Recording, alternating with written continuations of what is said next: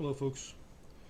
Today I want to talk about bed cooling on the Quinly system. I have one of these Quinly for indoor systems. You can see it here.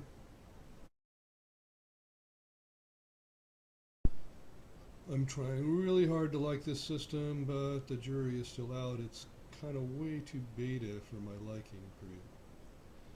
I wanted to get better control over how I cooled the bed. The Quinly folks had a quick and dirty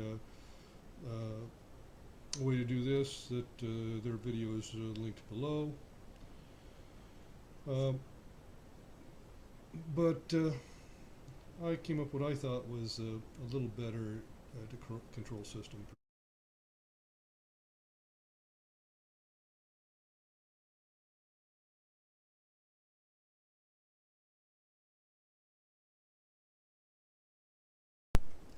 Now, I wanted to use a bigger fan. I actually had several 120 millimeter fans, although they were all 12 volt fans, which is fine.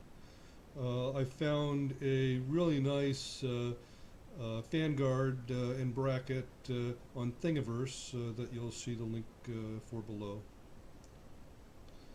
And I mounted that in this fan shroud. Now, of course, the Ender has a 24 volt supply where this fan is a 12 volt, so I just happen to have a bunch of buck converters though to dial down from 24 to 12. They're like $1 a piece. Now the folks from Quinly have you disassembling the power supply and just tying in there, which is fine. However, I think it's a bit more elegant just to tie into the power supply connector that comes out of the power supply. And so I basically got the appropriate little connectors, again links below, and made a little inline power converter for the fan system. Now for the limit switch, I used a standard roller switch, again their bracket. What I found though is their bracket could slide in the channel, and so I put a T-slot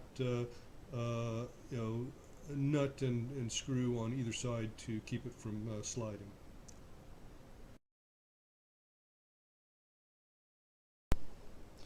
And there you have it, a complete fan system. The advantage of this system is that you can use a bigger fan, and there's no risk of it being in the way of other components of the machine, and you can adjust it up and down to cool the top and bottom of the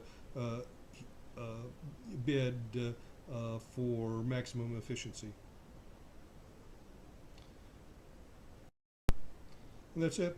Thanks, folks.